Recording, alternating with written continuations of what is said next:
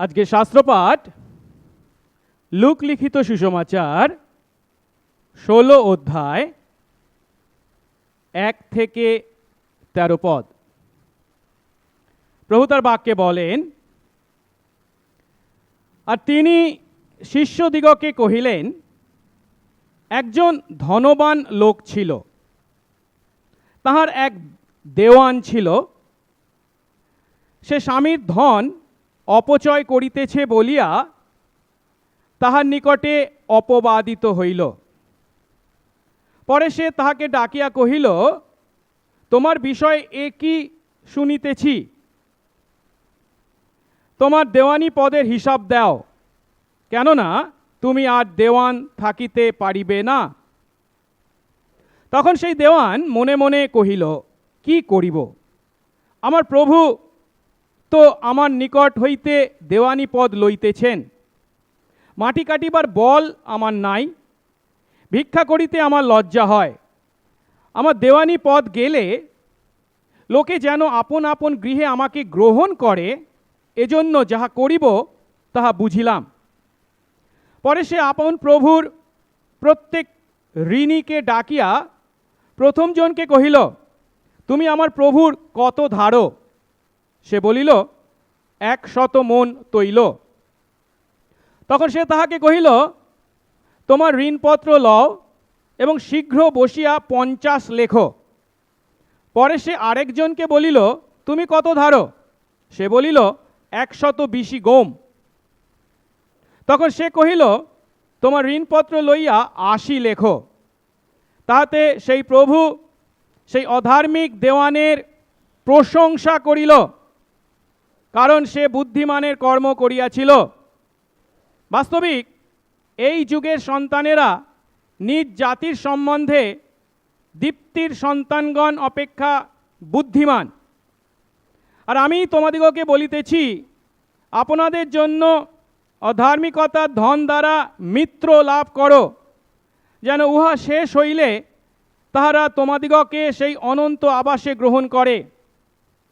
যে ক্ষুদ্রতম বিষয়ে বিশ্বস্ত, সে প্রচুর বিষয়েও বিশ্বস্ত, আর যে ক্ষুদ্রতম বিষয়ে অধার্মিক, সে প্রচুর বিষয়েও অধার্মিক। অতএব তোমরা যদি অধার্মিকতার ধনে বিশ্বস্ত না হইয়া থাকো, তবে কে বিশ্বাস করিয়া তোমাদের কাছে সত্য ধন রাখিবে? আর যদি পরের বিষয়ে বিশ্বস্ত না হইয়া থাকো, তবে কে তোমাদের নিজ বিষয়ে তোমাদের দেবে?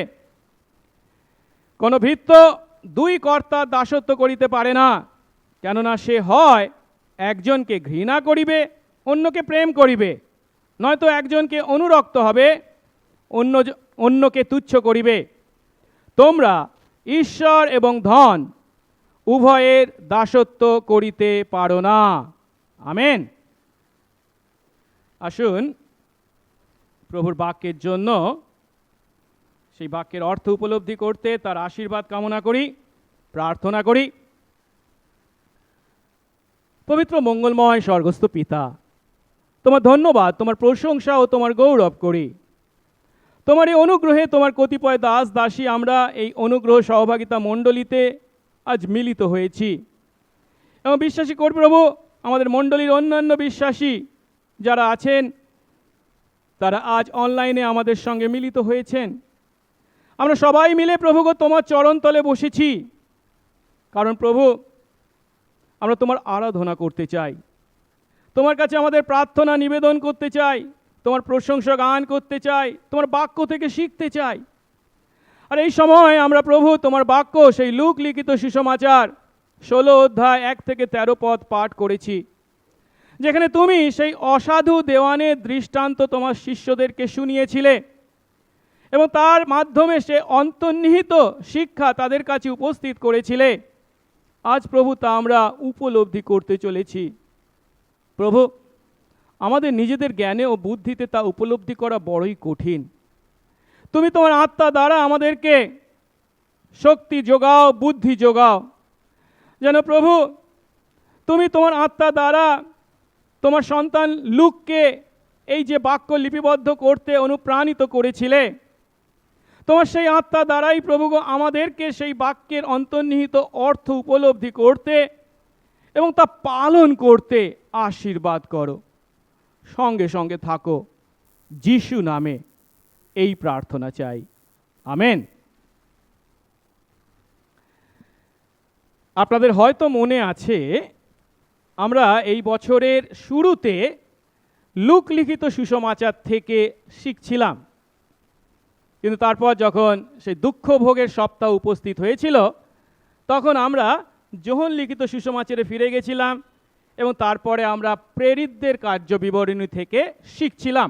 গত সপ্তাহ পর্যন্ত আমরা প্রেরিত 2 অধ্যায় পর্যন্ত শিখেছি। কিন্তু সেই দুঃখ ভোগের সপ্তাহের পূর্বে লুক লিখিত সুসমাচার থেকে আমরা যে শেষ বাক্য প্রচার শুনেছিলাম, আমি জানি না কতজনের মনে আছে, সেই বাক্য প্রচার ছিল লুক 15 অধ্যায় থেকে, যেখানে যিশু সেই 2 হারানো পুত্রের কাহিনী বা দৃষ্টান্ত আমাদের বলেছিলেন, তার থেকে আমরা শিখেছিলাম।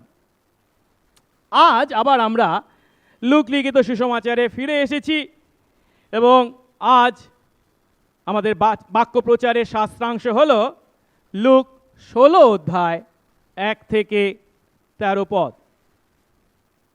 আর এখানে আমরা দেখতে পাচ্ছি যিশু একজন অসাধু বা অসৎ দেওয়ান বা ম্যানেজারের দৃষ্টান্ত তার শিষ্যদেরকে শুনিয়েছেন এবং এই দৃষ্টান্তের মাধ্যমে তিনি তার শিষ্যদেরকে তথা আজ আমাদেরকে বিশ্বস্ততা সহকারে ও বিচক্ষণতা বা বুদ্ধিমত্তার সঙ্গে তাদের বা আমাদের অর্থ বা ধন সম্পত্তি ব্যবহার করতে শিক্ষা দিয়েছেন। এর আগে যখন আমরা 15 অধ্যায় পাঠ করেছিলাম, সে 15 অধ্যায়ের শুরুতে আমরা দেখেছিলাম সেই 15 অধ্যায়ে যে 3টি দৃষ্টান্ত আছে, হারানো সিকি, হারানো মেষ এবং হারানো 2 পুত্র, সেই দৃষ্টান্ত তিনি কাদের উদ্দেশ্যে বলেছিলেন? করগ্রাহী এবং পাপীদের উদ্দেশ্যে কি না, কাদের উদ্দেশ্যে? যিশু যখন প্রচার করছিলেন এবং করগ্রাহী এবং পাপীরা তার কাছে আসছিল, তা দেখে ধর্মীয় নেতারা, ফরিসি এবং অধ্যাপকেরা যিশুর সমালোচনা করেছিল। তাই তিনি সেই হারানো সিকি, হারানো মেষ এবং হারানো 2 পুত্রের দৃষ্টান্ত সেই সমস্ত ধর্মীয় নেতা তথা ফরিসি অধ্যাপকদেরকে বলেছিলেন এবং সেই দৃষ্টান্তের উদ্দেশ্য কি ছিল? সেই সমস্ত করগ্রাহী বা পাপীদের প্রতি বা মানুষদের প্রতি সেই সমস্ত ধর্মীয় নেতাদের যে ভুল মনোভাব ছিল, ভুল আচরণ ছিল, তার সংশোধন করা। আর আজ আমরা এই 16 অধ্যায়ের দৃষ্টান্ত, অসাধু দেওয়ানের দৃষ্টান্ত যখন দেখতে চলেছি, এটি কিন্তু যিশু সেই সমস্ত ফরিসি বা ধর্মীয় নেতাদের উদ্দেশ্যে নন, এক পদে বলা হয়েছে কাদের উদ্দেশ্যে? তার শিষ্যদের উদ্দেশ্যে বলেছেন। এবং 15 অধ্যায়ের অনুরূপে 15 অধ্যায় মানুষদের সম্পর্কে তাদের ভুল ধারণা, ভুল মনোভাব, ভুল ব্যবহার ছিল, কিন্তু 16 অধ্যায় আমাদের যে ধন সম্পত্তি বা অর্থ ঈশ্বর দিয়েছেন, সেই ধন সম্পত্তি বা অর্থ সম্বন্ধে আমাদের যে ভুল মনোভাব আছে বা পাপপূর্ণ ব্যবহার যে আমরা সেগুলি করে থাকি, সে বিষয়ে আমাদের ভুল ভাঙাতে এবং আমাদের ধন সম্পত্তি এবং অর্থকে বিশ্বস্ততা ও বিচক্ষণতার সঙ্গে ব্যবহার করতে এই দৃষ্টান্তের মাধ্যমে যিশু আমাদের উৎসাহিত করেছেন। এখন সত্যি কথা বলতে কি, এই লুক 16 অধ্যায় 1 থেকে 8 পদে যিশু যে অসাধু দেওয়ানের দৃষ্টান্তটি দিয়েছেন, এই দৃষ্টান্তটি এবং এর মাধ্যমে যিশু আমাদেরকে যে শিক্ষা দিতে চেয়েছেন, তার ব্যাখ্যা সত্যিই খুব কঠিন। যিশু যে সমস্ত দৃষ্টান্ত দিয়েছেন, সমস্ত দৃষ্টান্তের মধ্যে সম্ভবত এই দৃষ্টান্তই হচ্ছে ব্যাখ্যা করার পক্ষে সব থেকে কঠিন। আর এই দৃষ্টান্তের সঠিক ব্যাখ্যা করতে গিয়ে খ্রিস্ট বিশ্বাসীরা যুগে যুগে, বিভিন্ন যুগে হিমশিম খেয়েছেন। আর তাই আজ আমরা একটু সময় নিয়ে ধীরে ধীরে এই দৃষ্টান্তটি উপলব্ধি করব এবং এই দৃষ্টান্তের মাধ্যমে যিশু আমাদেরকে কি শিক্ষা দিয়েছেন তা উপলব্ধি করতে চেষ্টা করব। লূক 16 অধ্যায় 1 থেকে 13 পদের এই দৃষ্টান্ত বা অসাধু বা অসৎ দেওয়ানের যে দৃষ্টান্ত তা উপলব্ধি করব আমরা দুটি ধাপে। প্রথম ধাপে আমরা দেখব এই দৃষ্টান্তটির সঠিক অর্থ কি, বা এই দৃষ্টান্তটিকে আমরা সঠিকভাবে ব্যাখ্যা করব। এবং দ্বিতীয় ধাপে আমরা এই দৃষ্টান্তের মাধ্যমে যিশু যে অন্তর্নিহিত শিক্ষা আমাদেরকে দিয়েছেন সেই অন্তর্নিহিত অর্থকে উপলব্ধি করব এবং তার মাধ্যমে আজ খ্রিস্ট বিশ্বাসী আমরা ঈশ্বরের কাছ থেকে যে ধন সম্পত্তি বা অর্থ পেয়েছি তা কিভাবে ব্যবহার করব বা করা উচিত তা শিখব। আসুন প্রথমে আমরা এই দৃষ্টান্তটি, অসাধু দেওয়ানের দৃষ্টান্তটি উপলব্ধি করি যা যিশু সেদিন তার শিষ্যদেরকে বলেছিলেন। আমরা যখন এই দৃষ্টান্তটি উপরে উপরে পড়লে মনে হয় বা প্রথমেই যে চিন্তাটা আমাদের মনে আসে তা হলো যিশু যেন অর্থের অসাধু ব্যবহারকে বা হিসেবের গোড়মিলকে ছাড়পত্র দিয়েছেন, মেনে নিয়েছেন। কিন্তু যিশু ঈশ্বর পুত্র, স্বয়ং ঈশ্বর, যিনি বিশ্বস্ত ধার্মিক, পাপকে ঘৃণা করেন, তিনি কি কখনো অর্থের, টাকা পয়সার অসাধু ব্যবহারকে সমর্থন করতে পারেন, অনুমোদন করতে পারেন? বা হিসেবের গড়মিলকে কি তিনি কখনো ছাড়পত্র দিতে পারেন? না, কখনো না। তাই আমরা যখন এই উপলব্ধি এই দৃষ্টান্ত পড়ার পর উপরে উপরে মনে করি তিনি তা করেছেন, সেই উপলব্ধিটা ঠিক নয়। কিন্তু কেন আমরা উপলব্ধি করি তিনি অসাধুতাকে অনুমোদন করেছেন? কারণ 8 পদে আমরা কি দেখতে পাচ্ছি?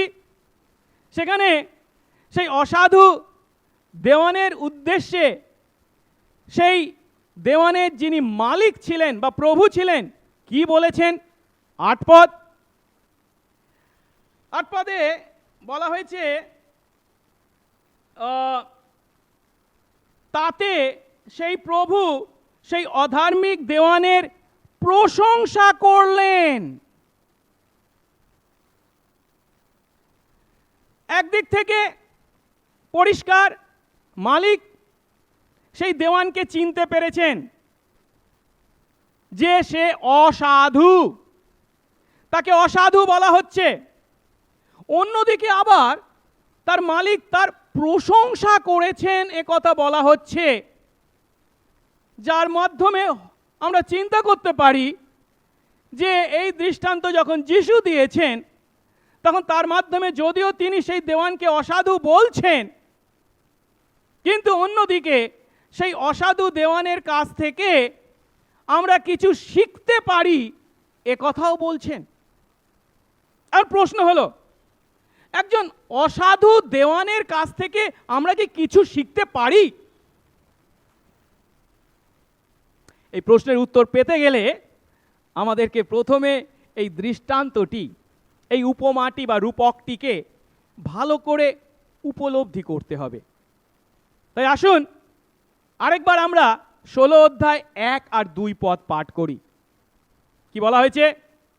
যিশু তার শিষ্যদের বললেন, একজন ধনী ছিলেন আর তার এক দেওয়ান ছিল, আর সেই দেওয়ান তার মালিকের ধন অপচয় করছে বলে তার কাছে অভিযুক্ত হলো।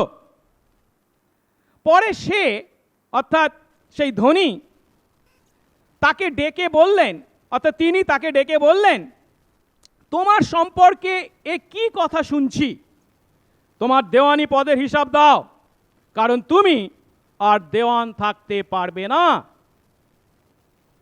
এখন প্রথম শতাব্দীর মধ্যপ্রাচ্যে, মানে ইসরায়েল বা সেই প্রাচীন নিকট প্রাচ্যে, ধনী এবং দরিদ্রের মধ্যে পরিষ্কার শ্রেণী বিভাগ ছিল। সেই সময় ধনীরা দরিদ্রদের সঙ্গে সরাসরি কোনো যোগাযোগ স্থাপন করত না, অর্থাৎ ধনীরা দরিদ্রদের সংস্পর্শে আসতো না, তাদের থেকে দূরে থাকতো বা এড়িয়ে চলতো। আর সেই সময় ধনীরা তাদের যে ব্যবসা বাণিজ্য করত, সেই সমস্ত ব্যবসা সংক্রান্ত হিসেব লেনদেন সম্পন্ন করবার জন্য তাই তারা কি করত? বিভিন্ন দেওয়ানকে নিযুক্ত করত। আর এই সমস্ত দেওয়ান সেই সমস্ত ধনীদের হয়ে ব্যবসায়িক লেনদেনের কাজ করত। তারা দরিদ্রদের টাকা ধার দিত, ধার দেওয়া টাকার সুদ আদায় করত এবং এই সমস্তের বিষয় হিসাব রাখত। অর্থাৎ সেই সময় রোমীয় শাসকরা যেমন বিভিন্ন করগ্রাহীকে নিযুক্ত করে দেশের মানুষদের কাছ থেকে কর আদায় করত, অনেকটা তাদেরই অনুকরণে ধনীরা এই দেওয়ানদেরকে ব্যবহার করত বা সেই দেওয়ানরা ধনীদের হয়ে কাজ করত। আর যিশু তার এই দৃষ্টান্তে এমনই একজন ধনী এবং তার জন্য ব্যবসায়িক লেনদেন সম্পন্ন করার ও হিসাব রাখার একজন দেওয়ানের কথা বলেছেন। এই দৃষ্টান্তে যিশু যে ধনীর কথা বলেছেন, ধরা যেতে পারে তিনি অনেক জমির মালিক ছিলেন বা জমিদার ছিলেন। আর দেশের যে সমস্ত গরিব চাষি ছিল, তারা তাদের নিজেদের জমিতে চাষ করবার জন্য যে বীজ কিনতে হবে, যে লাঙল কিনতে হবে বা সার কিনতে হবে, সেই অর্থ তাদের না থাকার কারণে এই ধনী বা জমিদারের কাছে চড়া সুদে টাকা ধার নিত। কিন্তু যখন ফসল কাটার সময় হতো, ফসল উৎপন্ন হতো, সেই ফসলের বিনিময়ে তারা তাদের সেই টাকা বা ঋণ শোধ করত চড়া সুদ দিয়ে।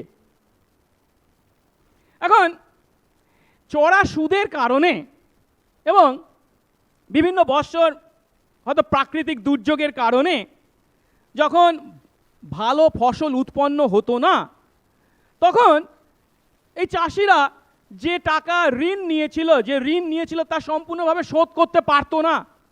তার ফলস্বরূপ তাদেরকে আবার তাদের জমিদারের কাছ থেকে বা সেই ধনীর কাছ থেকে ঋণ নিতে হতো।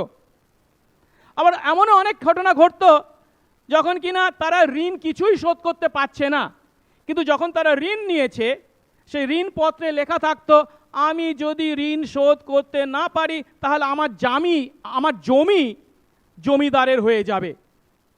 আর তাই এমনও অনেক ঘটনা ঘটতো যে সেই চাষিরা তাদের জমি জমিদারকে দিয়ে দিতে বা বিক্রি করতে বাধ্য হতো। তার মানে ব্যাপারটা দাঁড়াচ্ছে, চাষিরা তাদের নিজেদের জমিতে যদিও চাষ করছে, কিন্তু তা তাদের নিজেদের নেই, জমিদারের কাছ থেকে তা ভাড়া নিতে হয়েছে এবং সেই জমিতে চাষ করার জন্য যে বীজ, সার বা নাঙলের প্রয়োজন তা কেনার জন্য অর্থ ধার করতে হয়েছে। এ সমস্তের জন্যই তাদের অর্থের প্রয়োজন, আর তার জন্য তাদেরকে জমিদার বা সেই ধনীর কাছে ঋণ নিতে হতো। এখন এই সমস্ত কাজ জমিদার বা সেই ধনী ব্যক্তি চাষিদের সঙ্গে সরাসরি করতেন না। এই কাজের ভার তিনি দিতেন তার নিযুক্ত কোনো এক দেওয়ানকে। আর সেই দেওয়ান কি করতেন? চাষিদেরকে টাকা ধার দিতেন, সেই ধারের বিনিময়ে সুদ আদায় করতেন, জমি লিজ দিতেন, সেই জমির ভাড়াও আদায় করতেন এবং এ সমস্ত হিসাব তিনিই রাখতেন। আর ধনী বা সেই জমিদার কি করতেন? এই গ্রামে সাধারণত চাষবাস হচ্ছে, তিনি কোথায়? শহরে হয়তো তার প্রাসাদে ভোগ বিলাস করতেন। এখন এই যখন প্রেক্ষাপট, তখন আমরা উপলব্ধি করতে পারছি যেহেতু সমস্ত ব্যবসায়িক লেনদেন এবং তাদের হিসাব রাখার দায়িত্ব ছিল দেওয়ানের উপর, জমিদার দূরে কোনো শহরে বাস করতেন, সেহেতু দেওয়ানের পক্ষে জমিদারের অর্থ তছনছ করার বা জমিদারের বা ধনীর অর্থ অপচয় করার যথেষ্ট সুযোগ ছিল। আর যিশু যে দৃষ্টান্ত দিয়েছেন, সেই দৃষ্টান্তে দেওয়ান সেই কাজটাই করেছে। এক পদে বলা হয়েছে কি? সে মালিকের ধন অপচয় করেছে।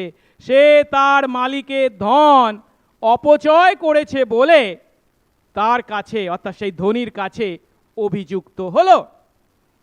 এর আগে আমরা লুক 15 অধ্যায়ে 13 পদে দেখেছিলাম, সেই ছোট ছেলে বাবার টাকা নিয়ে বিদেশে গিয়ে কি করেছিল? সেই অর্থ অপচয় করেছিল।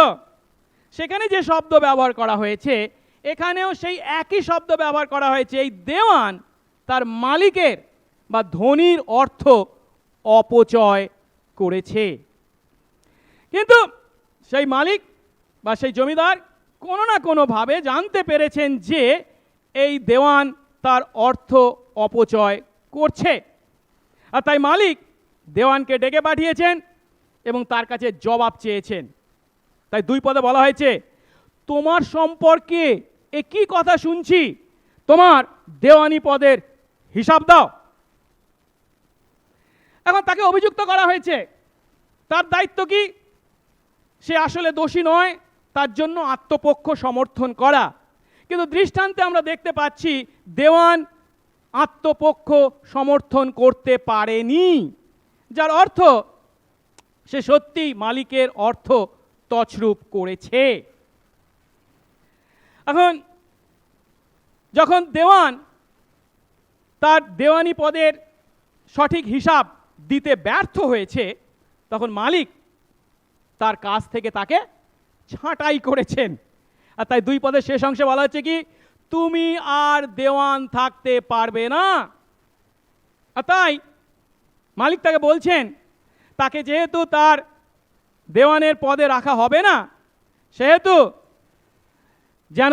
সে যেন তার হিসাবের কাগজপত্র নিয়ে এসে বুঝিয়ে দেয়, কারণ তারপরে যে দেওয়ান হবে সে সব বুঝে নেয় এবং তার কাজ শুরু করতে পারে। এখানে একটা বিষয় পরিষ্কার, সেটা কি? যদিও এই দেওয়ান তছরূপ করেছে, অর্থের অপচয় করেছে এবং ধরাও পড়ে গেছে, মালিক চাইলে তাকে গ্রেপ্তার করতে পারতেন, জেলে পাঠাতে পারতেন বা শাস্তি দিতে পারতেন। তা কিন্তু তিনি তার প্রতি করেননি। পরিবর্তে তাকে বলছেন, তোমার হিসাব খাতা আমাকে বুঝিয়ে দাও। এর মধ্যে আমরা সেই দেওয়ানের প্রতি মালিকের উদার মনোভাবকে দেখতে পাচ্ছি। আরো একটা বিষয়, মালিক যখন তাকে বলছেন তুমি হিসাবের কাগজপত্র নিয়ে আসো এবং বুঝিয়ে দাও, তখন কিন্তু মালিক একবারের জন্য তার দেওয়ানকে সন্দেহ করেননি বা চিন্তা পর্যন্ত করেননি যে আমি যদি এই সুযোগ দেওয়ানকে দিই, দেওয়ান তাহলে হিসাবের খাতায় গড়মিল করতে পারে। মালিক এমন চিন্তা করেননি। যাই হোক, মালিক যখন তাকে দেওয়ান পদ থেকে খারিজ করে দিয়েছেন, ছাঁটাই করে দিয়েছেন, তখন সেই দেওয়ান কি করেছিল তা 3 এবং 4 পদে আমরা পাচ্ছি। পড়ি। যখন সেই দেওয়ান মনে মনে বলল, তখন সেই দেওয়ান মনে মনে বলল, কি করব আমার প্রভু। এখানে প্রভু মানে প্রভু যিশু নন, এখানে প্রভু মানে হচ্ছে সেই ধনী বা জমিদার বা সেই মালিক। তো আমার কাছ থেকে দেওয়ানি পদ নিয়ে নিচ্ছেন, মাটি কারবার শক্তি আমার নেই, ভিক্ষা করতে আমার লজ্জা হয়, আমার দেওয়ানি পদ গেলে লোকে যেন তাদের গৃহে আমাকে গ্রহণ করে, এজন্য আমাকে কি করতে হবে তা বুঝলাম। অর্থাৎ সেই দেওয়ান এখন উপলব্ধি করেছে, এতদিন উপলব্ধি করেনি এতদিন সে মালিকের অর্থ তছরূপ করেছে, অপচয় করেছে, তখন কিন্তু তার হুঁশ হয়নি। যখন তাকে কাজ থেকে ছাঁটাই করে দেওয়া হয়েছে, তখন তার হুঁশ হয়েছে যে সে কি মহা বিপদের মুখোমুখি হয়েছে। তার দেওয়ানি পদ সে হারিয়েছে।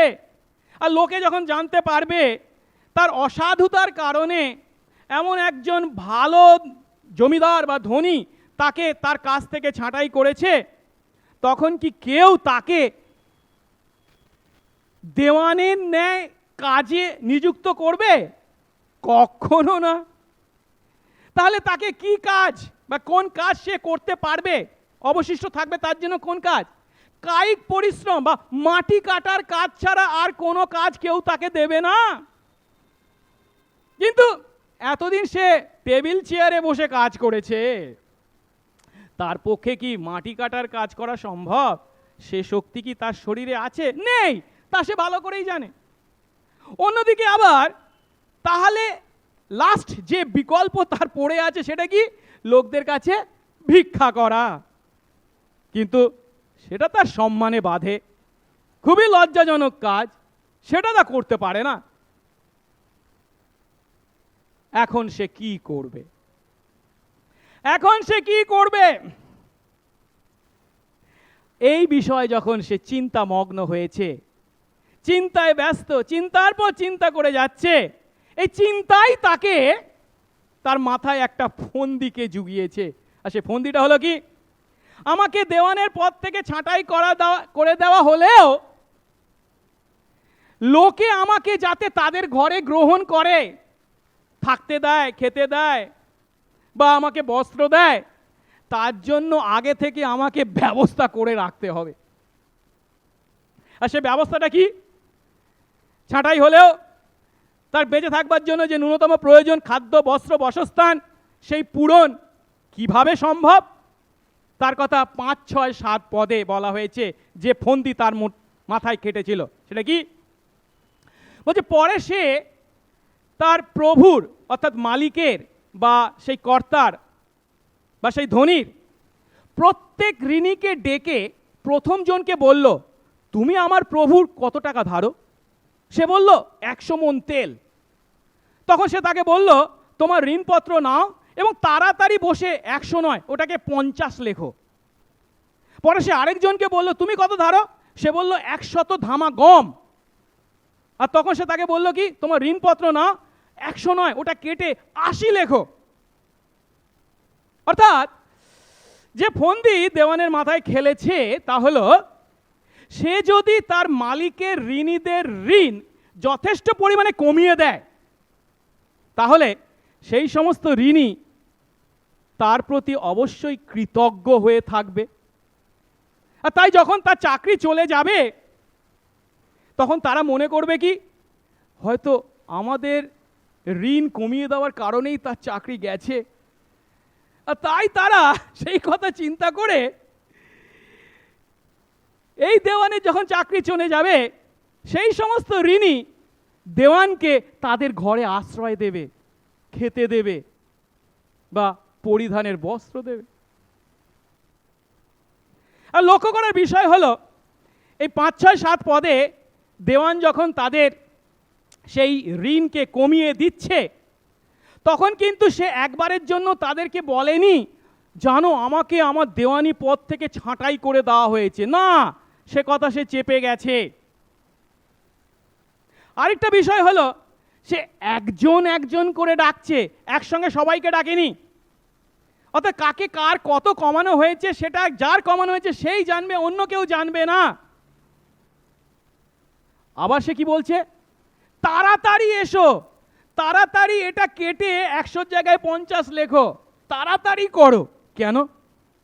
কারণ সে জানে সময় খুব কম, যে কোনো মুহূর্তে মালিক এসে যেতে পারে আর সবকিছু ফাঁস হয়ে যাবে। অর্থাৎ এই কাজ করতে গিয়ে সে কতখানি বিচক্ষণতা বা বুদ্ধিমানতার সঙ্গে যে সেই কাজ করেছে তা স্পষ্ট আমরা দেখতে পাচ্ছি।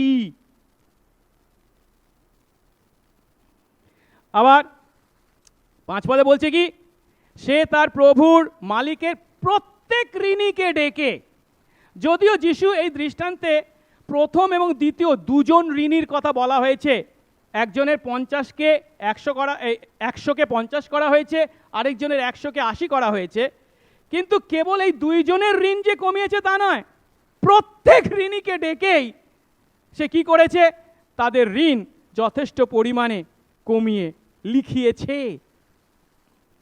আর এর দ্বারা সেই দেওয়ান ইচ্ছা করে নির্লজ্জভাবে তার মালিকের অর্থ চুরি করেছে।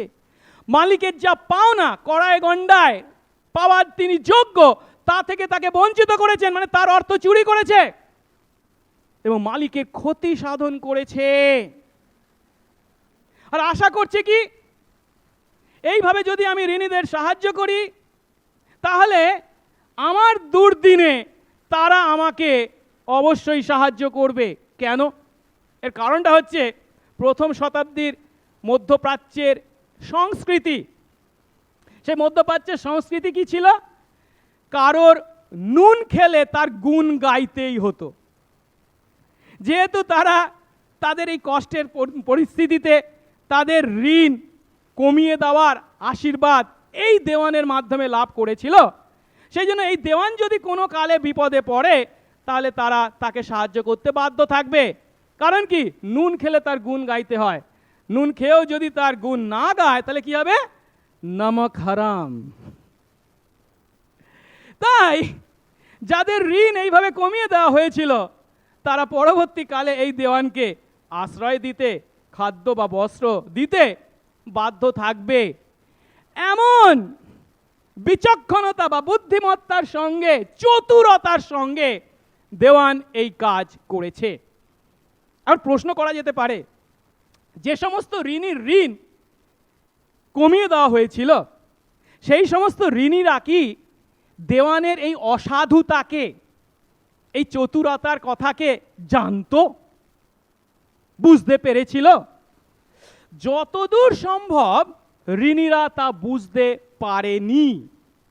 কারণ কি, আমি প্রথমেই বলেছি, দেওয়ান তাকে যে দেওয়ানি পদ থেকে ছাঁটাই করা হয়েছে এ কথা কিন্তু সে ঋণীদের বলেনি। তাই সেই ঋণীরা হয়তো ভেবেছিল মালিকের অনুমতিতেই দেওয়ান এই কাজ করছে, মানে তাদের ঋণ কমিয়ে দিচ্ছে। কারণ সেই সময় অনেক ক্ষেত্রে বা অনেক বছর দেখা যেত যদি ভালো ফসল না হতো তাহলে তাদের ঋণ কমিয়ে দেওয়ার প্রথা প্রচলন ছিল। তাই তারা ভেবেছে কি, যেহেতু ফসল ভালো হয়নি সেই জন্য মালিকের অনুমতিতেই দেওয়ান এই কাজটা করছে, তাদের ঋণ কমিয়ে দেওয়া হয়েছে। যাই হোক, এইভাবে হিসাবের খাতা সারা কাজ শেষ হয়ে গেছে, সবার ঋণ কমিয়ে দেওয়া হয়েছে। বিচক্ষণতার সঙ্গে, বুদ্ধিমত্তার সঙ্গে দেওয়ান সেই কাজ করেছে এবং সেই খাতা নিয়ে বা হিসাবের খাতা নিয়ে দেওয়ান মালিকের কাছে ফিরে গেছে। আর মালিক যখন সেই হিসাবের খাতা দেখতে পেয়েছেন তিনি বুঝতে পারছেন দেওয়ান কি করেছে। আপনারা প্রশ্ন করবেন, মালিক কি করে বুঝতে পারলেন যে দেওয়ান এইভাবে যে অসাধুতার কাজ করেছে? মালিক কিভাবে জানতে পারলেন? ধরা যেতে পারে যখন মালিকের কাছে হিসাবের খাতাপত্র নিয়ে দেওয়ান এসেছে তখন সেই সমস্ত ঋণীরা আনন্দ উৎসব করছে। এবং আনন্দ উৎসব করছে কেন? তাদের ঋণ কত কমিয়ে দেওয়া হয়েছে, অর্ধেক করে দেওয়া হয়েছে, 50% বা 20% কমিয়ে দেওয়া হয়েছে। আনন্দ করবে না? এবং আনন্দ করছে, তার সঙ্গে সঙ্গে তারা কি করছে, সেই দেওয়ানের এবং মালিকের বা সেই ধনীর জয়গান করছে। কারণ তারা ভেবেছে কি, মালিকের অনুমতিতেই দেওয়ান এই কাজ করেছে। এখন এমতো পরিস্থিতিতে মালিক কি করবেন? তিনি সত্য প্রকাশ করবেন, আর না দেখো আমি তোমাদের ঋণ টিন কমাইনি, ও মিথ্যা করে এই কাজ করেছে, এই কথা কি তিনি বলতে যাবেন? যদি তিনি তা করতে যান এবং তাদের ঋণ আবার বাড়িয়ে দেন তাহলে তাদের মধ্যে তার যে সুনাম তৈরি হয়েছে, এই যে গুণগান তারা করছে, তা তিনি হারাবেন। মালিক কখনো তা করতে পারেন না। আর তাই এমতো পরিস্থিতিতে মালিক মনে মনে সেই দেওয়ান সম্বন্ধে কি বলবেন কি চালাক জালিয়াত, কি চালাক জালিয়াত। তাই সেই দেওয়ানের কাজ যদিও ছিল জালিয়াতির, অসাধুতার, অধার্মিকতার, তবুও তার মধ্যে ছিল চতুরতা, বিচক্ষণতা বা বুদ্ধিমত্তা। তাই সেই মালিক সেই দেওয়ান সম্বন্ধে কি বললেন, 8 পদ দেখি। তাতে সেই প্রভু, প্রভু মানে সেই মালিক বা সেই ধনী, সেই অধার্মিক বা অসাধু দেওয়ানের প্রশংসা করলেন, কারণ সে বুদ্ধিমানের বা বিচক্ষণতার কাজ করেছিল।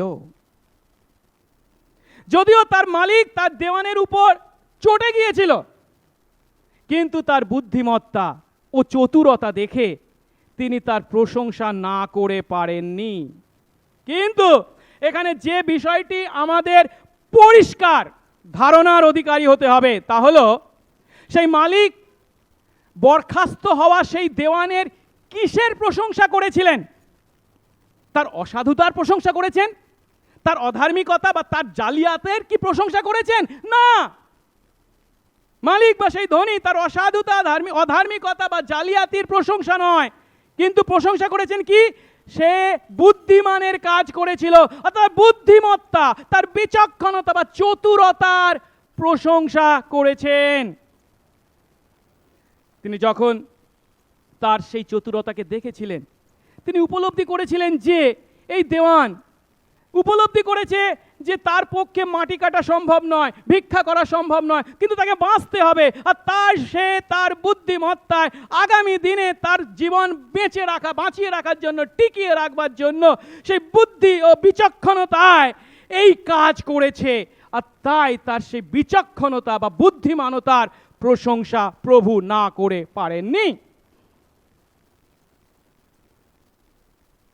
আমরা জানো যিশুর এই দৃষ্টান্তের মালিকের মুখে দেওয়া এই প্রশংসার কথা শুনে এই শেষ কথায় উপনীত না হই যে যিশু এখানে অসাধুতা বা অধার্মিকতাকে মেনে নিয়েছেন বা ছাড়পত্র দিয়েছে, না, তা কখনোই ঠিক নয়।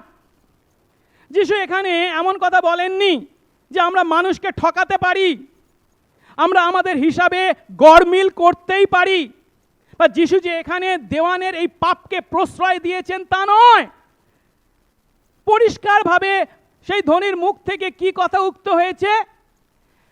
সেই ধনী বা সেই মালিক সেই অসাধু দেওয়ানের, মানে দেওয়ান যে অসাধু অধার্মিক, তা স্পষ্ট ভাষায় ব্যক্ত করেছেন। পরিবর্তে যিশু এখানে যে কাজটা করেছেন তা হলো এই দেওয়ানের কাজকে একটা উদাহরণ হিসাবে তিনি ব্যবহার করেছেন, এবং তার মাধ্যমে তিনি দেখিয়েছেন অবিশ্বাসীরা যখন নিজেদের স্বার্থ এবং নিজেদের ভবিষ্যতের জন্য কাজ করে, তখন তারা কতখানি বুদ্ধিমত্তার সঙ্গে, বিচক্ষণতার সঙ্গে সেই কাজ করে। কিন্তু বিশ্বাসীরা, তার সন্তানরা তাদের ভবিষ্যতের জন্য কি একইভাবে তাদের অনুকরণে বিচক্ষণতার সঙ্গে, বুদ্ধিমত্তার সঙ্গে কাজ করে? না, করে না। আর তাই এটাই হলো সেই বিষয় যে যিশু এই দেওয়ানের মাধ্যমে, এই অসাধু দেওয়ানের মাধ্যমে বিশ্বাসী আমাদেরকে, তার শিষ্যদেরকে শিক্ষা দিতে চান। আর তাই 8 পদের শেষ অংশে কি বলছেন? এই যুগের লোকেরা বা এই জগতের সন্তানেরা তাদের সমজাতীয় লোকদের সঙ্গে আচরণে দীপ্তির সন্তানদের থেকে বেশি বিচক্ষণ, চতুর বা বুদ্ধিমান। অর্থাৎ এই জগতের লোকেরা বা এই যুগের লোকেরা মানে কারা? অবিশ্বাসীরা। তাদের ভবিষ্যতের প্রতি অনেক বেশি দূরদৃষ্টির অধিকারী। তারা লোকদের সঙ্গে তাদের আচার আচরণে তাদের ভবিষ্যতের কথা চিন্তা করে যে ব্যবহার করে, যে আচরণ করে, তা দীপ্তির সন্তান তথা বিশ্বাসীদের থেকে অনেক বুদ্ধিমত্তাপূর্ণ, বিচক্ষণতাপূর্ণ বা চতুরতার। তাই দীপ্তির সন্তান তথা বিশ্বাসী আমাদের উচিত লোকদের সঙ্গে যখন আমরা আচার ব্যবহার করি বা আমাদের ধন সম্পত্তির ব্যবহার করি, তখন যেন বেশি বুদ্ধিমত্তার পরিচয় দিই। আর তা তখনই সম্ভব যখন আমরা তাদের প্রতি ব্যবহারে, আমাদের অর্থের ব্যবহারে উদারতা, বদান্যতা বা দূরদৃষ্টির পরিচয় রাখি।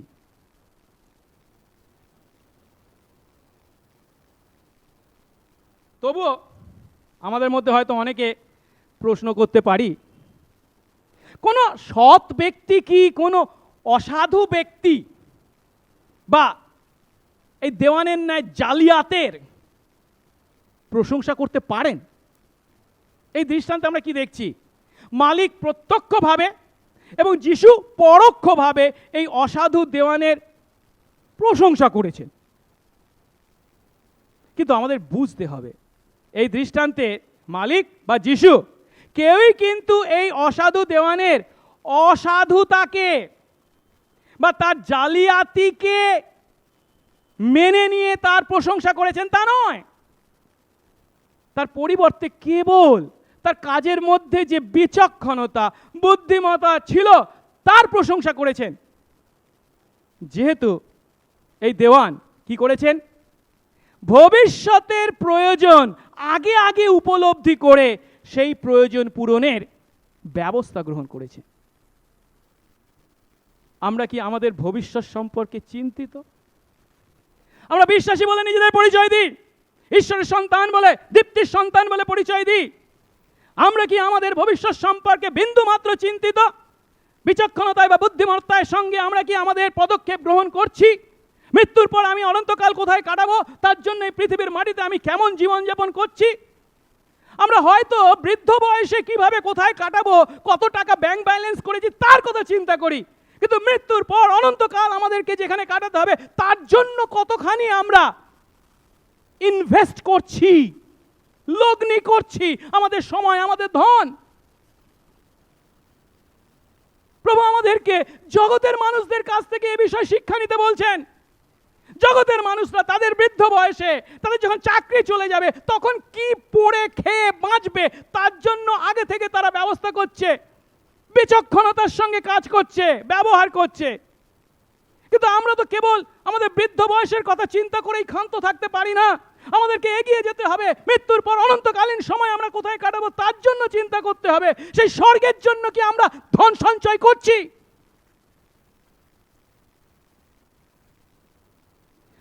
তাই এখানে যখন এই অসাধু দেওয়ানের উদাহরণের মাধ্যমে আগামী ভবিষ্যতের জন্য তার বিচক্ষণতার প্রশংসা করা হয়েছে, তার মধ্যে ভুল কিছু নেই। আমি একটা উদাহরণের মাধ্যমে বিষয়টা ব্যাখ্যা করতে চাই। আমরা জানি আজকের দিনে ব্যাংককে সুরক্ষিত রাখার জন্য কত সতর্কতামূলক ব্যবস্থা গ্রহণ করা হয়। অ্যালার্মের ব্যবস্থা করে রাখা হয়েছে, কত কি সিসিটিভি বা ক্যামেরা ইত্যাদি রাখা হয়েছে, কত কি করা হয়েছে। তবুও ব্যাংক ডাকাতি হয় এবং পরের দিন খবরের কাগজে বড় বড় অক্ষরে সেই ঘটনার কথা বা বিবরণ আমরা পড়ি। আর সেই সমস্ত বিবরণ পড়ার পর আমাদের মুখ থেকে অনায়াসে কি কথা বেরিয়ে আসে? কি চালাক, তাই না? কিন্তু আমরা যখন এই কথা বলি সেই সমস্ত ডাকাতদের উদ্দেশ্যে, কি চালাক, তখন কি আমরা তার দ্বারা এমন কথা বলি যে সেই ডাকাতদের যেন স্বর্ণ পদক দিয়ে সম্মানিত করা হয়? অবশ্যই নয়। যদিও আমরা তাদেরকে চালাক বলি, তবু আমরা ইচ্ছা করি যেন সেই সমস্ত ডাকাতরা ধরা পড়ে এবং তাদের যথার্থ শাস্তি দেওয়া হয়। কিন্তু তাদের সেই চালাকি থেকে, তাদের সেই বুদ্ধিমত্তা থেকে একটা বিষয় আমরা শিক্ষা নিতে পারি, আর তা হলো, যদি আমরা বিশ্বাসী বলে নিজেদের পরিচয় দিই, আধ্যাত্মিক বিষয়ে বিশ্বাসীরা যদি তাদের ন্যায় চালাক হতো, তাদের ন্যায় বুদ্ধিমান হতো, তাহলে কত না ভালো হতো। আসুন এরপর আমরা এই দৃষ্টান্তের মাধ্যমে যিশু আমাদেরকে কি শিক্ষা দিতে চেয়েছেন, এই দৃষ্টান্তের অন্তর্নিহিত অর্থ উপলব্ধি করতে চেষ্টা করি। এই দৃষ্টান্তে প্রথম যে বিষয়টি যিশু আমাদেরকে শিক্ষা দিয়েছেন তা হলো আমাদেরকে সজাগ থাকতে তিনি শিক্ষা দিয়েছেন। কেন বলছি আমরা এই কথা? কারণ 1-2 পদে আমরা কি দেখতে পাচ্ছি? 2 পদে সেই ধনী দেওয়ানকে বলছে, তোমার দেওয়ানি পদের হিসাব দাও। আর যখন তিনি এই কথা বলেছেন তখন সেই দেওয়ান কি বলছে, কি করব, আমার মালিক তো আমার কাছে দেওয়ানি পদ আমার কাছ থেকে কেড়ে নিচ্ছেন। তার মানে এতকাল সে তার দেওয়ানি পদের বিশ্বস্ততার সততা বজায় রাখেনি, সে তার মালিকের অর্থ বা ধন অপচয় করেছে। কিন্তু সে যখন অপচয় করছিল তখন কি তার কোনো হুঁশ ছিল একদিন আমাকে ধরা পড়তে হবে, আর যদি ধরা পড়ে যায় কি মহা বিপদের মুখোমুখি আমাকে হতে হবে? না, তখন সে সেই চিন্তা করেনি। যখন সে ধরা পড়ে গেছে তখন সে মনে মনে বলছে, কি করব, আমার প্রভু আমার মালিক তো আমার কাছ থেকে দেওয়ানি পদ নিয়ে নিচ্ছেন।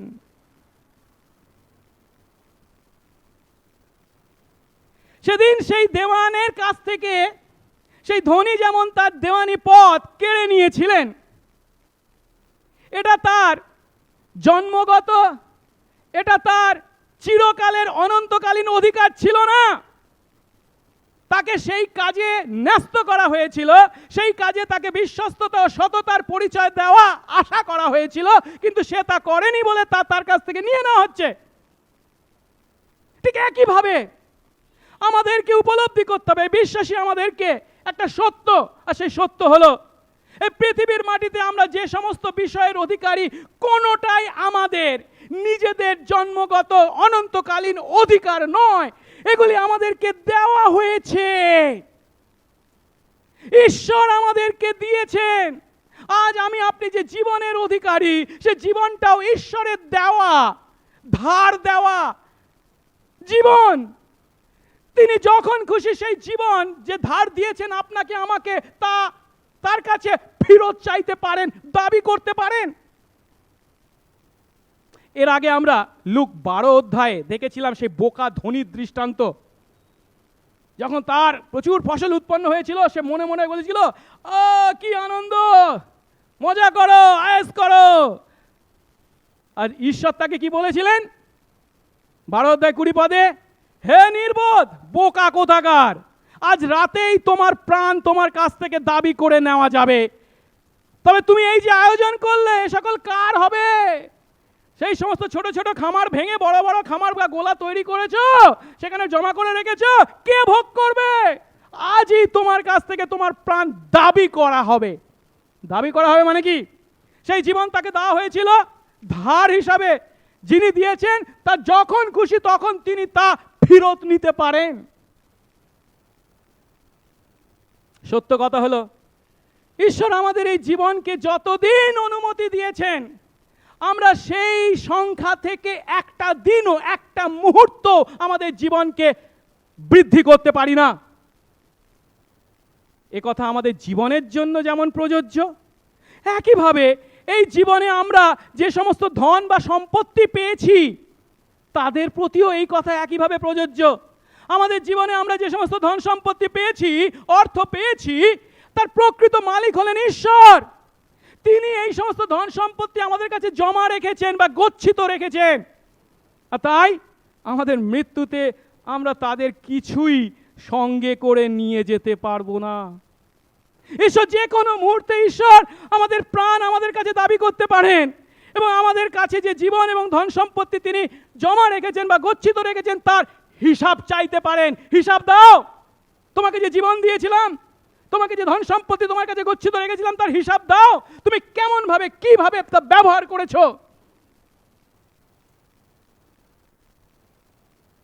আমরা কি সেই দেওয়ানের মতো শেষ মুহূর্ত পর্যন্ত অপেক্ষা করে থাকব?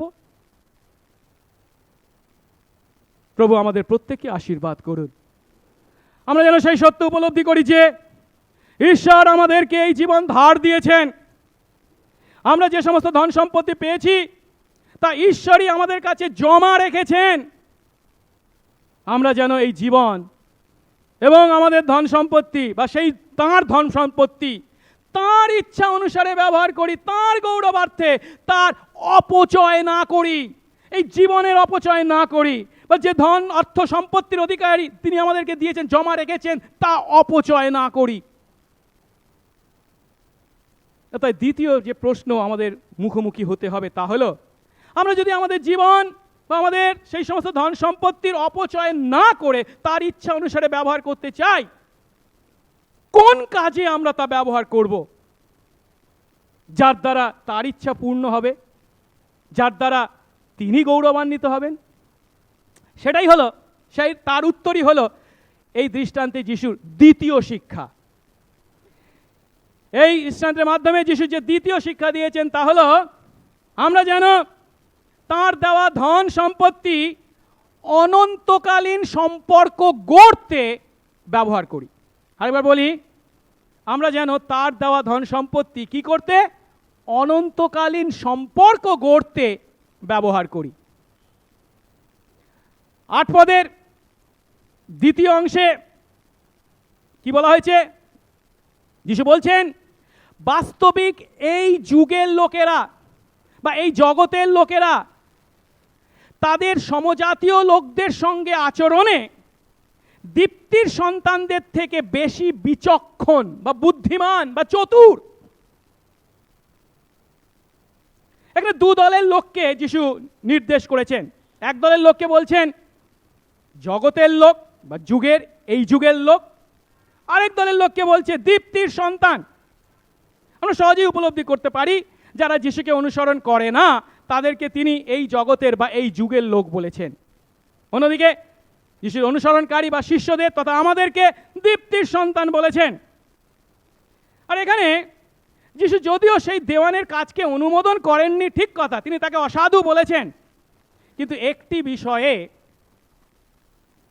জগতের লোকেরা দীপ্তির সন্তানদের থেকে বেশি বুদ্ধিমানের কাজ করেছে বা করছে তিনি বলছেন। আর সে বিষয়টি কি বা কোন কাজকে তিনি নির্দেশ করেছেন তা যদি উপলব্ধি করতে হয়, তাদের সেই বিচক্ষণতাকে, চতুরতাকে উপলব্ধি করতে আমাদের মথি 10 অধ্যায় 16 পদকে দেখতে হবে। আমরা দেখি তো একটু মথি 10 অধ্যায় 16 পদ। যিশু তার শিষ্যদেরকে প্রেরণ করছেন সুসমাচার প্রচারের কাজে। আর তিনি তাদেরকে কি বলছেন? তিনি বলছেন 10 অধ্যায় 16 পদ, আমি নেকড়েদের মধ্যে তোমাদের মেষের ন্যায় প্রেরণ করছি। নেকড়ে বাঘ, তাদের মধ্যে তোমরা যাবে কার ন্যায়? মেষের ন্যায়। কিন্তু তোমাদেরকে কি হতে হবে? অতএব তোমরা সাপের ন্যায় চতুর এবং কপতের ন্যায় সরল হও। পুরানো বাইবেলে যদিও সাপের ন্যায় সতর্ক আর কপতের ন্যায় অমায়িক বলা হয়েছে, বড্ড কঠিন শব্দ। আমাদের নতুন সংস্করণে, বাংলা সমসাময়িক সংস্করণে করা হয়েছে সাপের ন্যায় চতুর, বুদ্ধিমান, বিচক্ষণ এবং কপতের ন্যায় সরল হও বলা হয়েছে।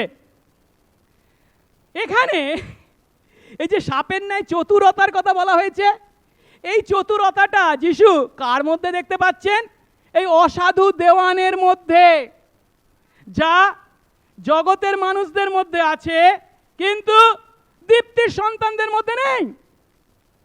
অর্থাৎ যিশু বলছেন তার অনুসরণকারীরা যদিও কপতের ন্যায় সরল, ঠিক কথা, কিন্তু সাপের ন্যায় চতুর, বুদ্ধিমান বা বিচক্ষণ তারা নয়।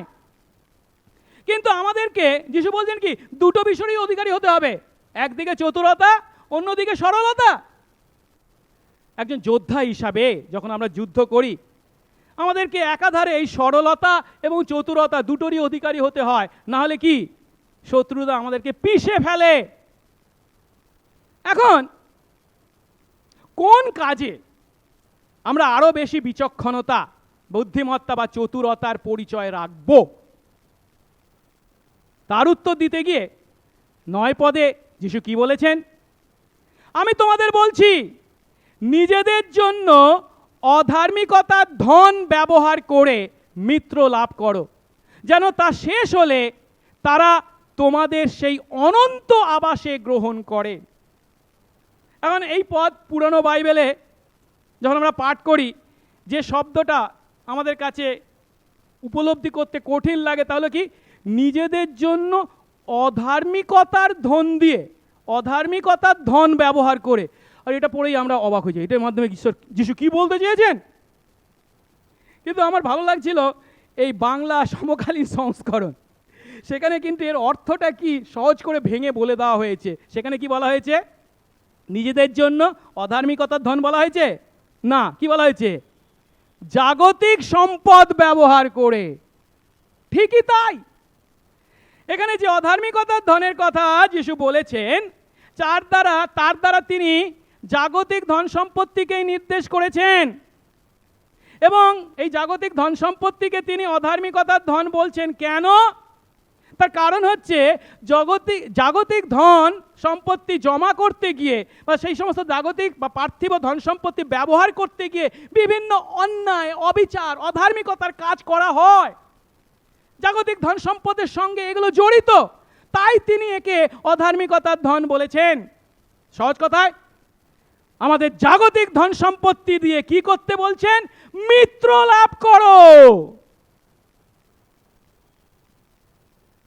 অর্থাৎ এই জাগতিক ধন বা এই অধার্মিকতার ধন জগতের মানুষের কাছে যদিও অধার্মিকতার বিষয়, সে অধার্মিকতার কাজ করতে তাদের প্রলুব্ধ করে, কিন্তু বিশ্বাসী আমাদের জীবনে এই জাগতিক ধন সম্পত্তি যেন তার উদ্দেশ্য পূরণে আমরা ব্যবহার করি।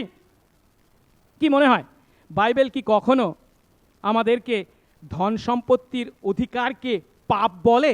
না না না না।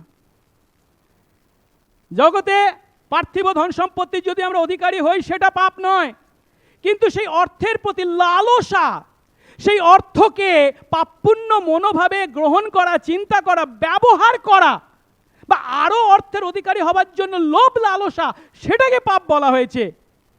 জাগতিক ধন সম্পত্তি কখনো পাপের বিষয় নয়।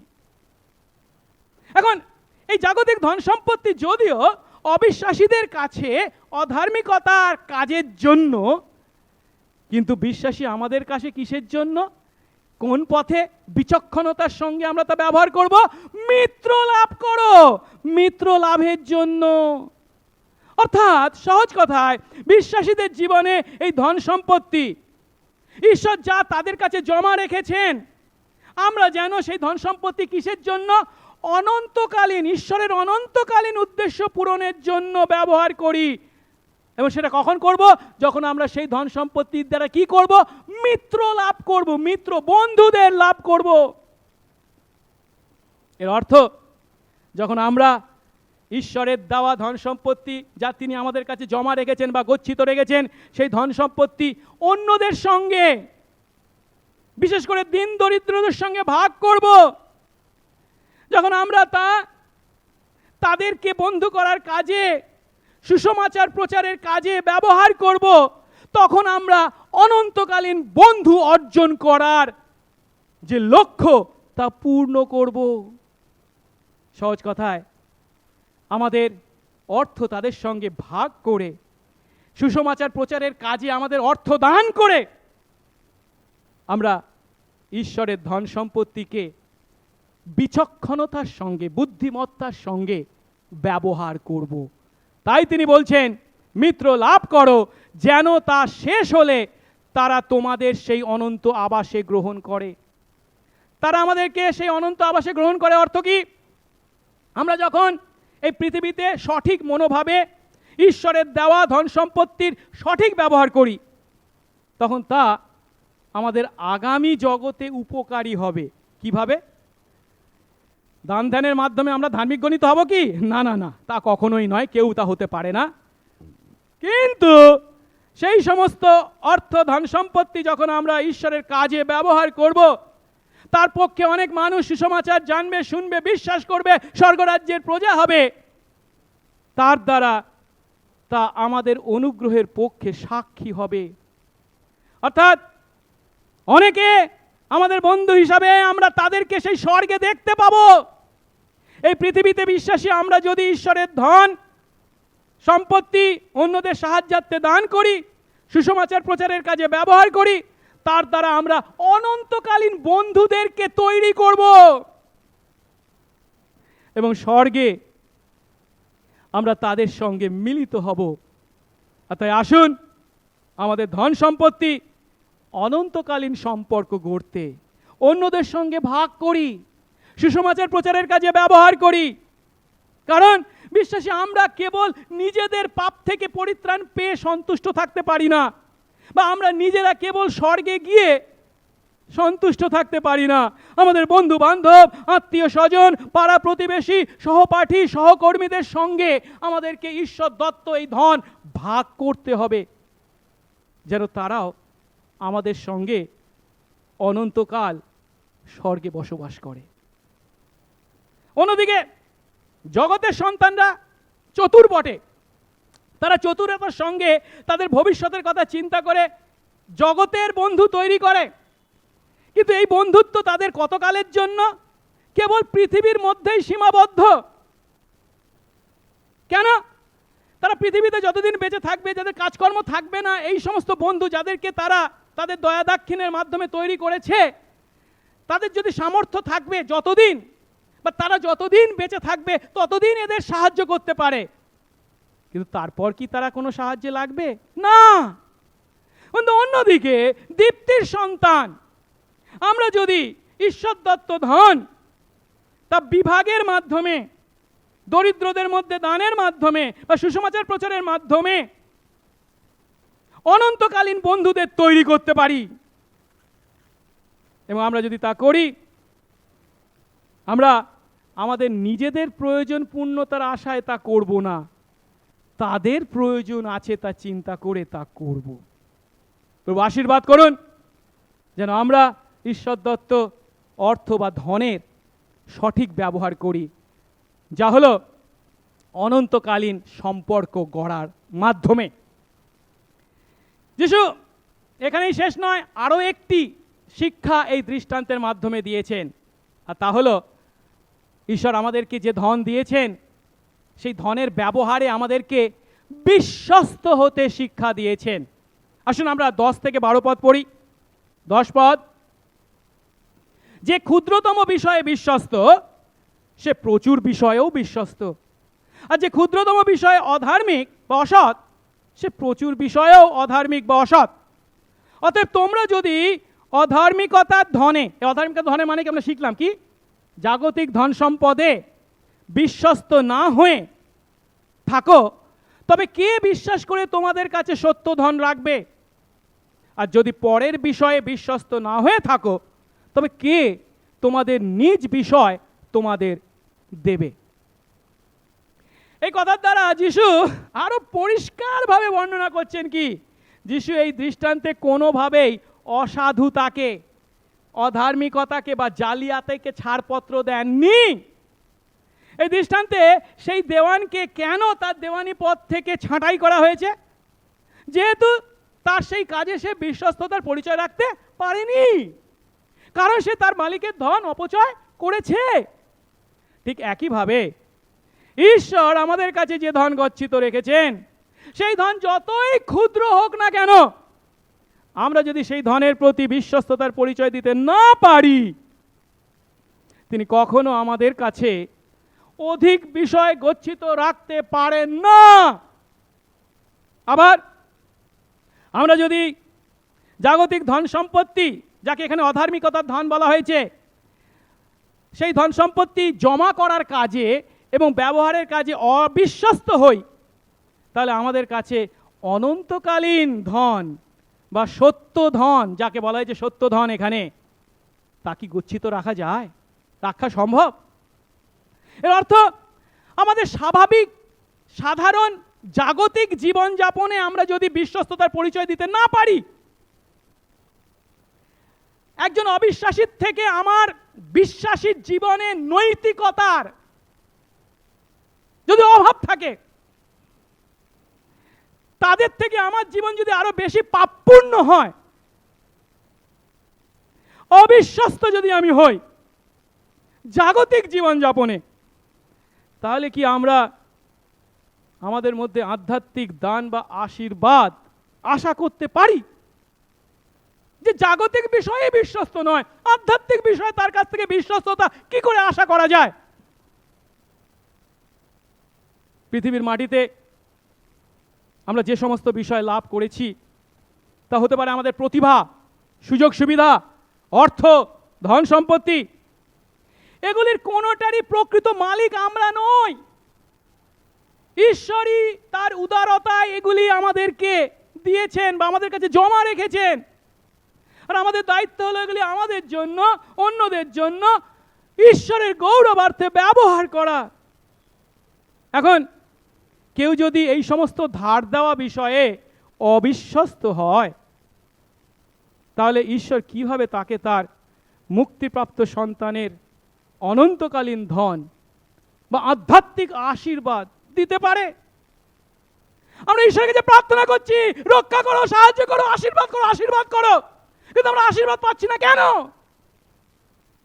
জাগতিক স্বাভাবিক জীবনযাপনে আমি একজন অবিশ্বাসীর থেকেও নিচু মানের জীবনযাপন করছি, তার সামনে আমি বিশ্বস্ততার পরিচয় রাখতে পারছি না, আর আমি চাইছি আধ্যাত্মিক আশীর্বাদ। তা কি করে সম্ভব? সহজ কথায়, পৃথিবীতে আমরা যদি আমাদের দায়িত্ব সকলের প্রতি, যে সমস্ত দায়িত্ব তিনি আমাদেরকে দিয়েছেন সেই সমস্ত দায়িত্বের প্রতি, সেই দায়িত্ব যতই সামান্য হোক না কেন, ছোট হোক না কেন, ক্ষুদ্র হোক না কেন, সেই সমস্ত দায়িত্বের প্রতি যদি আমরা অবিশ্বস্ত হই, আমরা কখনো স্বর্গীয় সম্পদের আশা করতে পারি না। ঈশ্বর দত্ত আশীর্বাদকে আমাদের উত্তম ধনাধ্যক্ষের ন্যায় ব্যবহার করতে হবে এবং সর্বদা মনে রাখতে হবে এই ধনের প্রকৃত মালিক হলেন ঈশ্বর। আমি যেন তার ইচ্ছা অনুসারে তার গৌরবার্থে তা ব্যবহার করি। আমরা যদি ক্ষুদ্রতম বিষয়ে বিশ্বস্ত হই, তাহলে আমাদেরকে আরো অনেক বেশি বিষয়েও দায়িত্ব দেওয়া হবে, যা যিশু মথি 25 অধ্যায়ের দৃষ্টান্তে স্পষ্ট করে বলেছেন। শেষ শিক্ষা, চতুর্থ শিক্ষা, যা এই দৃষ্টান্তের শেষে আমরা দেখতে পাচ্ছি 16 অধ্যায় 13 পদে, তা হলো আমরা যেন ধনের দাসত্ব না করি। যদি দাসত্ব করতে হয়, সেবা করতে হয়, কার করব? কেবল ঈশ্বরের। 13 পদ পড়ি, কোন দাস দুইজন কর্তার দাসত্ব করতে পারে না, কারণ সে হয় একজনকে ঘৃণা করবে, অন্যকে প্রেম করবে, নয়তো একজনের অনুরক্ত হবে, অন্যকে তুচ্ছ করবে। তোমরা ঈশ্বর ও ধন উভয়ের দাসত্ব করতে পারো না। এই একই কথা আমরা যিশুর পর্বতে দত্ত উপদেশে পাই, মথি 6 অধ্যায় 24 পদে অবিকল একই কথা সেখানে বলা হয়েছে। আর এখানে যিশু এর দ্বারা যে কথা বলতে চেয়েছেন তা হলো, কেউ দুজন মনিবকে তার হৃদয়ের সমস্ত ভালোবাসা দিয়ে একই সঙ্গে ভালোবাসতে পারে না। আমাদের হৃদয়ের ভালোবাসা পাওয়ার পাত্র কিংবা আমরা যার দাসত্ব স্বীকার করতে পারি, তিনি হয় ঈশ্বর, নয় ধন। ঈশ্বর ও ধন উভয়েরই একসঙ্গে আমরা সেবা বা দাসত্ব করতে পারি না। এখন এটা সত্য যে অর্থ বা ধনের প্রতি আমাদের প্রত্যেকেরই দুর্বলতা আছে, কারণ এক অর্থে আমাদের জীবন ও আমাদের সমৃদ্ধিতে অর্থের প্রয়োজন আছে, এটাকে আমরা অস্বীকার করতে পারি না। কিন্তু সেই অর্থ বা ধন হলো এমন লোভনীয় বিষয় যে আমরা যদি সেই অর্থের উপর কর্তৃত্ব করতে না পারি, নিয়ন্ত্রণ করতে না পারি, সেই অর্থ আমাদের উপরে, সেই ধন আমাদের উপরে কর্তৃত্ব করে। এখানে যিশু যে কথাটা বলেছেন একটু ভালো করে যদি দেখি শেষ অংশে, তোমরা ঈশ্বর ও ধন উভয়ের দাসত্ব করতে পারো না বলেছেন।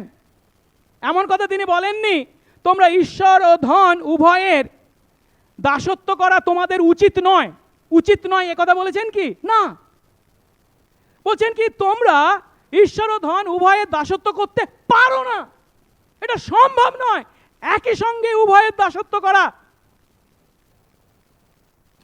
অর্থাৎ যিশু আমাদের সতর্ক করেছেন আমরা ঈশ্বর দত্ত ধনের দাসত্ব যেন না করি, কেবল ঈশ্বরের দাসত্ব, ঈশ্বরের সেবা করি।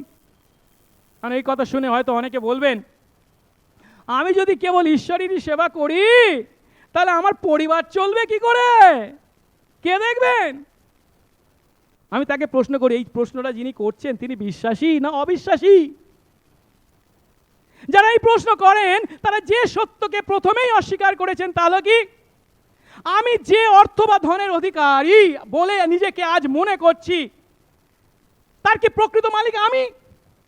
না, ঈশ্বর তো আমাকে দিয়েছেন, আমার কাছে জমা রেখেছেন, আমি তার নিজের ক্ষমতায় অর্জন করিনি, এটা তার, এটা তিনিই মালিক, তিনি কিছু কালের জন্য আমার কাছে তা জমা রেখেছেন।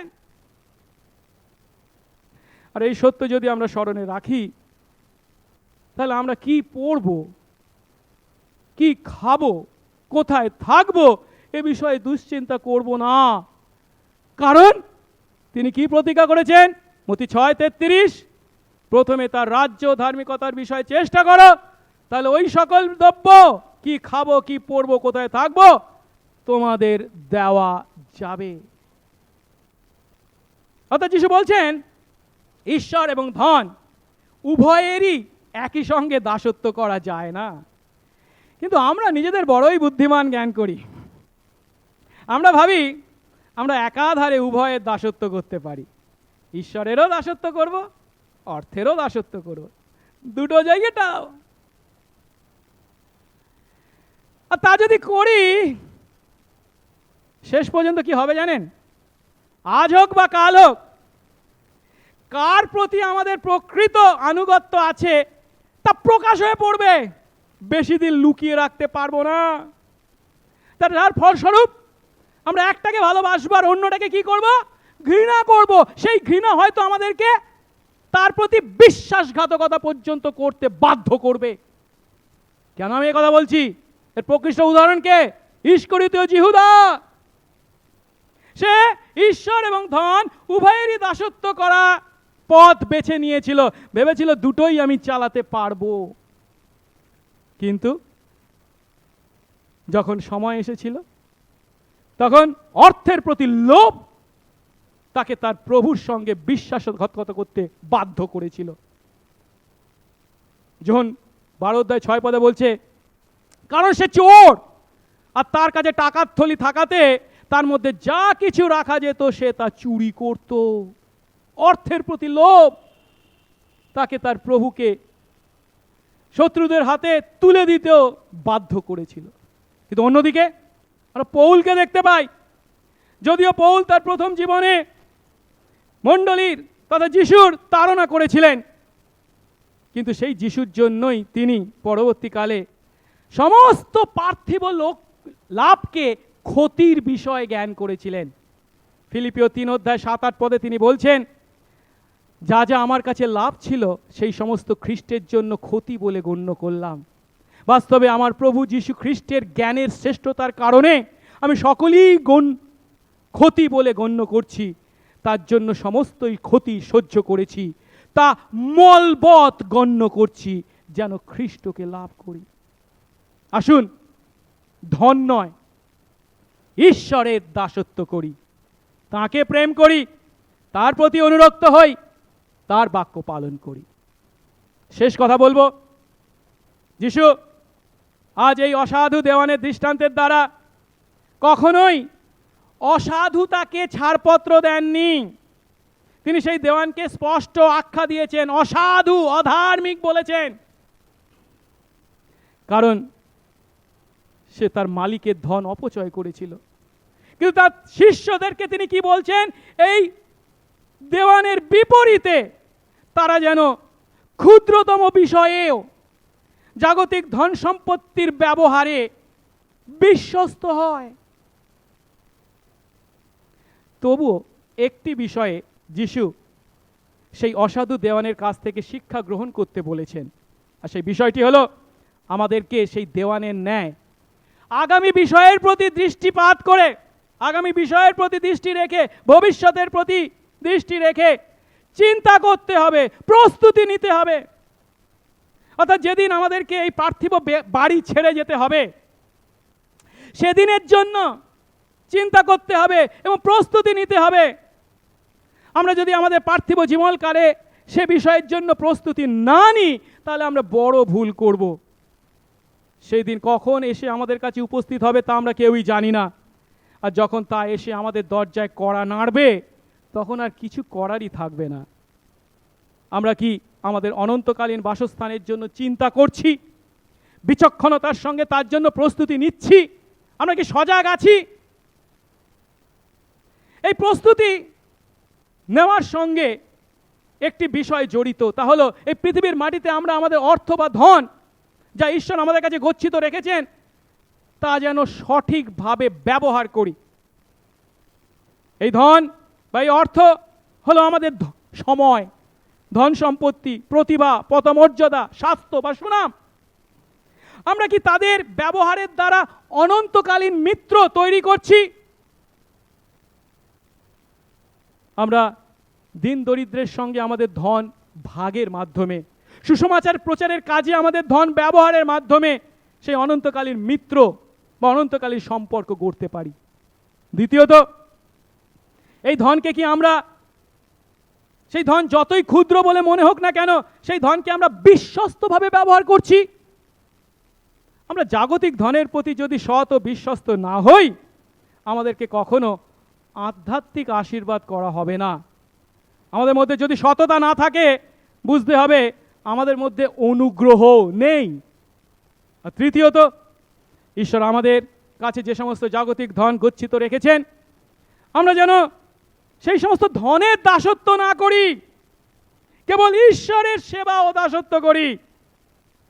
তিনি সেই সমস্ত ধন আমাদের দিয়েছেন, আমরা যেন সেই সমস্ত ধনকে নিজেদের জন্য, অন্যদের জন্য এবং ঈশ্বরের গৌরবার্থে ব্যবহার করি। কিন্তু তার পরিবর্তে আমরা যদি সেই সমস্ত ধনের দাসত্ব করি, তাহলে ঈশ্বরের প্রতি আমরা আমাদের আনুগত্য হারাবো, তাকে ঘৃণা করব, তাকে তুচ্ছ করব। আসুন বিচক্ষণতা বা বুদ্ধিমত্তার সঙ্গে আমরা ঈশ্বর দত্ত আমাদের ধন ব্যবহার করি। প্রার্থনা করি। মঙ্গলময় স্বর্গস্থ পিতা, তোমার ধন্যবাদ করি প্রভু, আজ তুমি তোমার বাক্যের মাধ্যমে আমাদেরকে শিক্ষা দিলে যে প্রভু, আমাদের আগামী জীবন বা ভবিষ্যৎকাল তথা অনন্তকালীন সময় আমরা কোথায় কাটাবো, কাদের সঙ্গে কাটাবো, সে বিষয়ে যেন বিচক্ষণতা, বুদ্ধিমত্তার পরিচয় আমরা এখন রাখি। ও প্রভু, তুমি দয়া করো যেন আমরা সদা সর্বদা সজাগ থাকি, কারণ আমাদের জীবনে সেই দিন কবে আসবে আমরা কেউ জানি না। আর তাই আমাদের প্রয়োজন সেই দিন আসার আগেই যেন আমরা সজাগ থেকে সেই দিনের জন্য উপযুক্ত প্রস্তুতি নিই। একই সঙ্গে প্রভু, সেই প্রস্তুতি নিতে গিয়ে আমরা যেন আমাদের ধন প্রভু অনন্তকালীন সম্পর্ক গড়ার কাজে ব্যবহার করি, অনন্তকালীন বন্ধুদেরকে তার দ্বারা অর্জন করি।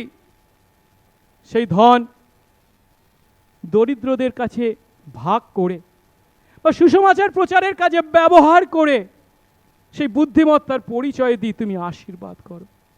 একই সঙ্গে প্রভু, যে জাগতিক ধন সম্পত্তি তুমি আমাদেরকে দিয়েছ, যে যতই ক্ষুদ্র হোক না কেন, তুমি চাও আমরা সেগুলির প্রতি যেন বিশ্বস্ত হই। সেই বিশ্বস্ততার পরিচয় যদি আমরা জাগতিক ধনের প্রতি রাখতে না পারি, কিভাবে আমরা আধ্যাত্মিক ধনের প্রতি বিশ্বস্ত হতে পারবো বা তুমি তা আমাদের কাছে জমা রাখবে? একই সঙ্গে প্রভু, তুমি যে ধন সম্পত্তি আমাদের দিয়েছ প্রভু, আমরা সেই সম্পত্তির বা ধনের যেন দাসত্ব না করি।